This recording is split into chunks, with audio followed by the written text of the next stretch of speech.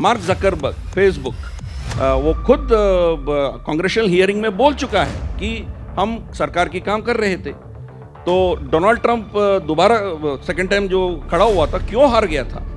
इसीलिए हार गया था कि जो बाइडेन की बेटे का जो कांड था, जो हंटर बाइडेन का जो वीडियोस थे, वो सब ये लोग सेंसर कर दिए थे। चीफ एडिटर कि एक sitting president of America Donald Trump को अपने प्लेटफॉर्म से निकाल फेंक दिया, चाहे वो ट्विटर हो चाहे फेसबुक हो।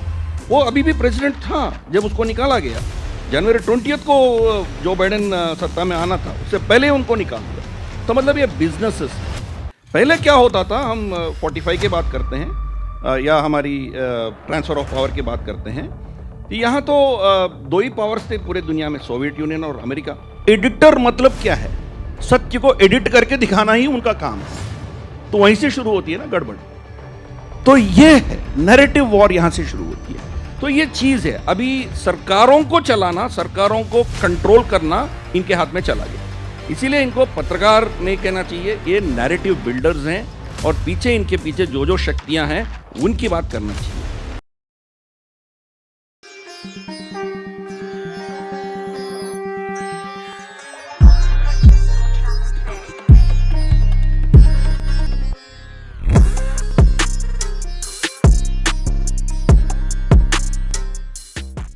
देखिए, ये दोनों शक्तियां जो है, राजनीति और आपकी मीडिया, ये आज की बात नहीं है, बहुत साल से चली आ रही है। तो जो इसके पीछे दोनों की शक्ति कहां से आती है? नैरेटिव बिल्डिंग में आती है। नैरेटिव अपनी अपनी तरीके से वो चलाते हैं। पहले वो समझना चाहिए वो सही ढंग से चल रहा है या किस ढंग से चलाना है, और चलाने के लिए उसकी प्रेरणा कहां से आती है। ये चीज़ें, इन चीज़ों के ऊपर हम ध्यान देना चाहिए।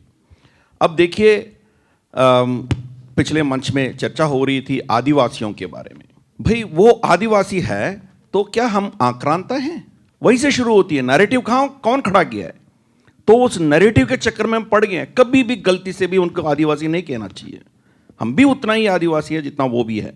ये आदिवासी शब्द जो है अमेरिका और ऑस्ट्रेलिया और न्यूजीलैंड में चलती है, क्योंकि वहाँ के जो लोग थे उनको विस्थापित करके ये गोरे लोग आके बस गए हैं। तो नैरेटिव, हर चीज़ नैरेटिव के ऊपर चलता है। तो अब देखिए, मीडिया के पत्रकारों का देखिए, सबसे ऊंचा पद क्या है उसमें? कोई भी आप मीडिया हाउस में जाइए, उसका नाम क्या है? Chief editor. एडिटर मतलब क्या है? सत्य को एडिट करके दिखाना ही उनका काम है। तो वहीं से शुरू होती है ना गड़बड़। तो ये है नैरेटिव वॉर, यहां से शुरू होती है। इसीलिए हमें दो चीज चाहिए। एक, हमें स्वबोध चाहिए, हमारी बारे में जानकारी चाहिए, जानकारी होना जरूरी है। जैसे आदिवासी, एक तो हमने लिया है, ऐसे बहुत है चीज। दूसरा, शत्रुबोध चाहिए। शत्रुबोध भी हमें नहीं है। धीरे धीरे से टीका लगा के हिंदू धर्म के अंदर वो घुस गए हैं। हम भी भक्त बन गए हैं। हमारी समाज में कितने हिंदू हैं ये गिनने में बहुत आपको ज़्यादा लोग नहीं मिलेंगे। आपको ज़्यादा से ज़्यादा हम भक्त हैं, कोई हिंदू नहीं है। ये हमें समझने चाहिए। तो ये सब चीज़ जो है, वी हैव ऑल्सो बीन अब्राहमाइज्ड, हम भी अब्राहमाइज हो गया। तो इन्हीं मुद्दों को नैरेटिव वॉर के चलते हुए उनकी सत्ता चलती है। जैसे पिछले सत्र में भी जिक्र हुआ था कि 15 अगस्त को ट्रांसफर ऑफ पावर ही हुआ था। स्वपालन मिला है हमें, स्वतंत्र नहीं मिला। 26 जनवरी 1950 में हमें स्वराज्य मिला था, स्वतंत्र नहीं मिला। आज भी स्वतंत्र नहीं मिला हमें, उस दिशा में चल पड़े हैं हम। तो ये चीज़ जो है, ये सब हमें जब स्वबोध होगी और शत्रुबोध होगी, और तब ये नैरेटिव वॉर कहाँ से शुरू हो रहा है, इनके प्रेरणा कहाँ से आ रही है, जब ये पता चलेगा तब शक्तिबोध आएगी, ऐसा मैं मानता हूँ। एक पावर गेम है, इनके पीछे जो शक्तियाँ खड़े हैं वो चलाते हैं बहुत चीज़। अब सोशल मीडिया तो डेमोक्रेटाइज तो किया ही किया है, मगर क्यों कुछ हैंडल्स को ये लोग बैन करते हैं, फिर उसको रोकते हैं, उसको क्या कहते हैं, उसको एल्गोरिदम्स में वो नीचे हो जाते हैं। तो कुछ शक्तियाँ हैं पीछे खड़े हैं। वो इतना ताकतवर है कि एक sitting president of America Donald Trump को अपने प्लेटफॉर्म से निकाल फेंक दिया है। चाहे वो ट्विटर हो चाहे फेसबुक हो, वो अभी भी प्रेसिडेंट था जब उसको निकाला गया। जनवरी 20 को जो बाइडेन सत्ता में आना था, उससे पहले उनको निकाल दिया। तो मतलब ये बिजनेसेस हैं। पहले क्या होता था, हम 45 की बात करते हैं या हमारी ट्रांसफ़र ऑफ पावर की बात करते हैं, तो यहाँ तो दो ही पावर्स थे पूरे दुनिया में, सोवियत यूनियन और अमेरिका। फिर जब सोवियत यूनियन कोलैप्स हो गई तो एक पूरा पावर अमेरिका के इसमें चला गया। फिर उसके बाद कह रहे हैं कि चाइना उभर के आया, फिर भारत है, कोई और है, मल्टीपोलर वर्ल्ड हो गया। आज मल्टीपोलर वर्ल्ड नहीं है, आज हेटेरोपोलर वर्ल्ड है। सरकारें कुछ तय नहीं करती है, ये जो शक्तियां हैं इनके पीछे वो तय करते हैं, और वो मीडिया एक टूल, एक जरिया है उनको जो करना है वो करने के लिए। एलोन मस्क ने एक ऐलान किया था कि हमने रशिया और यूक्रेन के बीच में जो जंग हो रही थी उसको हमने रोका है, न्यूक्लियर जंग, उसको रोका है हमने। कैसे कह रहा है? यूक्रेन को चाहिए था कि उनके स्टारलिंक जो है क्रीमिया में और बाकी जो इलाके रशिया के कब्जे में है वहाँ चले, ताकि जो कि ये लोग जाके उधर कुछ ऑपरेशंस करें। तो जब रशियन डिप्लोमेट से उनका वार्तालाप हुआ, वो कहा है कि ये चीज़ होगी तो हम उसको न्यूक्लियर अटैक करेंगे। तो न्यूक्लियर अटैक रोकने के लिए स्टारलिंक का कनेक्शन काट दिया। तो आप समझ सकते हो क्या चल रहा है इधर। मार्क जकरबर्ग, फेसबुक, वो खुद कांग्रेशनल हियरिंग में बोल चुका है कि हम सरकार की काम कर रहे थे। तो डोनाल्ड ट्रंप दोबारा सेकेंड टाइम जो खड़ा हुआ था, क्यों हार गया था?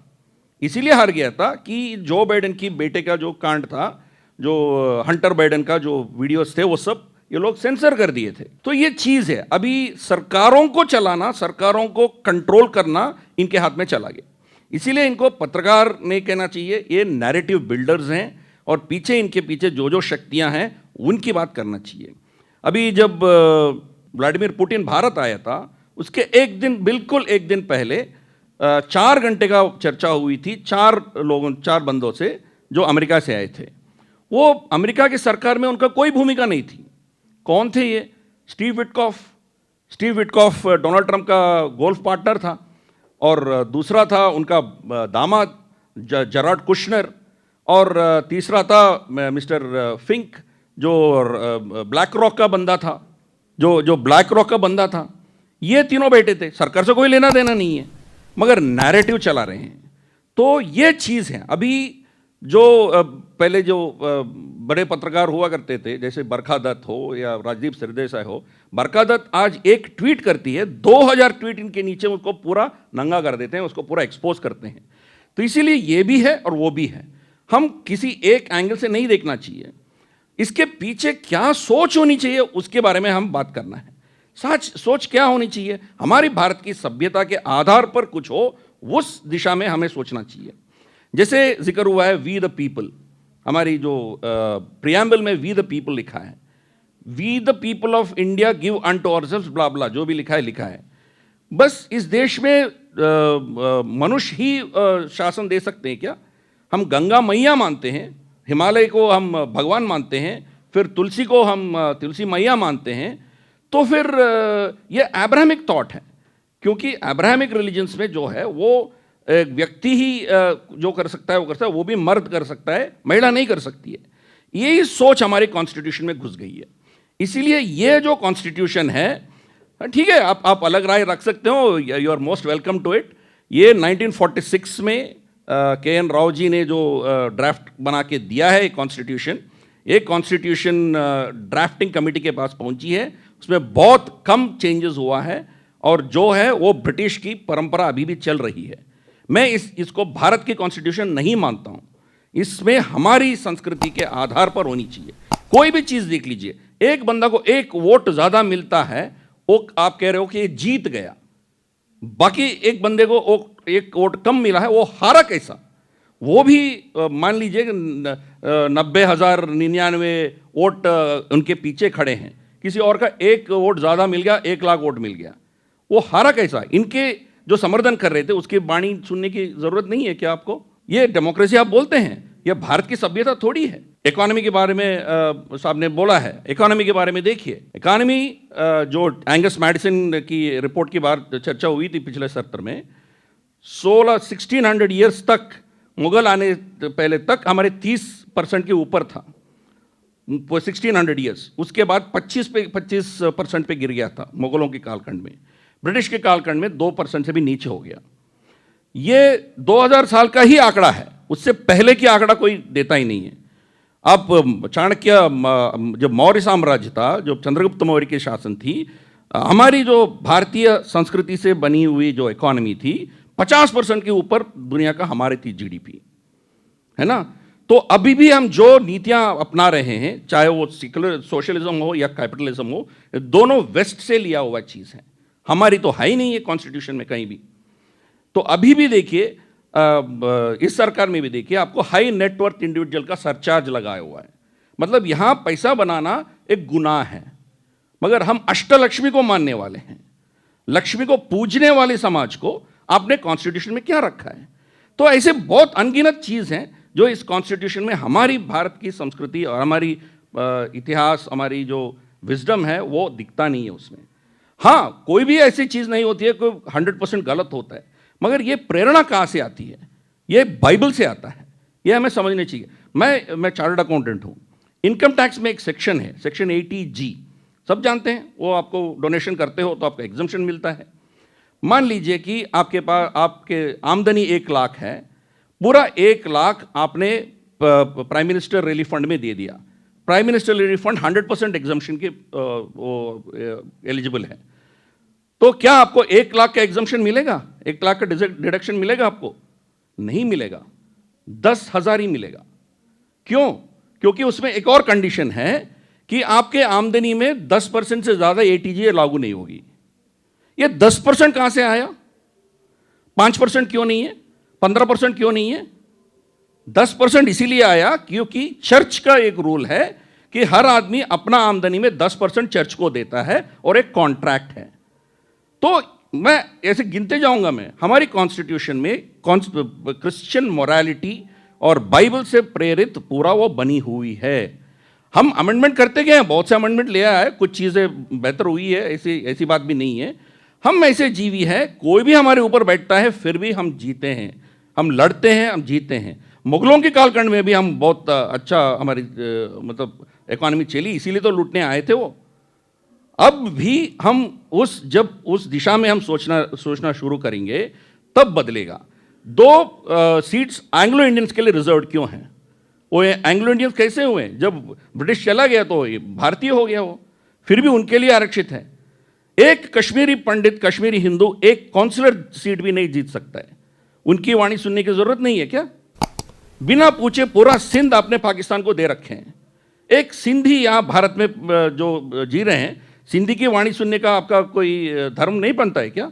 इसीलिए इन चीज़ों के हमारी सभ्यता के आधार पर जब तक नहीं चलेगी, सरकारें बदलते रहेंगे, थोड़ा इधर उधर ऊपर नीचे होते रहेगा, और हमारी पॉपुलेशन जो है, ये आखिरी एक बहुत बड़ा इंपॉर्टेंट चीज़ है। हमारी पॉपुलेशन आज पूरा दुनिया के सबसे बड़ा पॉपुलेशन है, इसीलिए हम ये जो भी जीडीपी ग्रोथ देख रहे हैं वो देख रहे हैं। आने वाले दिनों में ये बहुत घटने वाली है, ये भी एक चेतावनी है, हमें सोचना चाहिए। इसके पीछे एक साइंटिफिक स्टडी है, उसका नाम है TFR, टोटल फर्टिलिटी रेट।